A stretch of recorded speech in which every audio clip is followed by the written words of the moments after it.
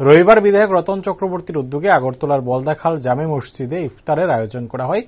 এদিনের এই আয়োজিত অনুষ্ঠানে বিধায়ক ছাড়াও চম্পামুড়া পঞ্চায়েতের প্রধান ঝুমুর দেবনাথ, খৈয়ারপুর বিধানসভা কেন্দ্রের মাইনরিটি মোর্চার মন্ডল সভাপতি পাপিয়া জাহান সহ এলাকাবাসী এবং মসজিদের কর্মকর্তারা উপস্থিত ছিলেন।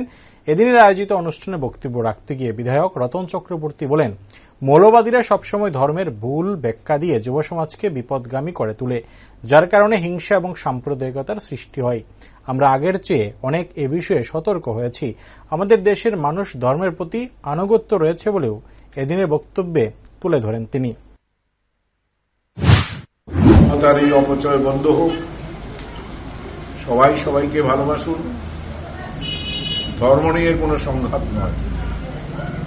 কিন্তু মৌলবাদীরা চিরকালই ধর্মের ভুল ব্যাখ্যা দিয়ে যুব সমাজকে বিপদগামী করে তোলে, যার কারণে এই সমস্ত হিংসা এবং সাম্প্রদায়িক দাঙ্গার সৃষ্টি হয়। আমরা আগের চাইতে অনেক সতর্ক হয়েছি, না হলে আমাদের এই দেশ টুকরো টুকরো হয়ে যেত। ভারতবর্ষ এমন একটা দেশ যেখানে 140 কোটির মধ্যে 22 কোটি মুসলিম সম্প্রদায়ের লোক, যেটা পৃথিবীর অন্য কোন দেশে নেই। কিন্তু আজকে অনেক জল্পনা কল্পনা হয়েছে অযোধ্যার রাম মন্দির আর বাবরি মসজিদ নিয়ে। কিন্তু আমাদের দেশের মানুষ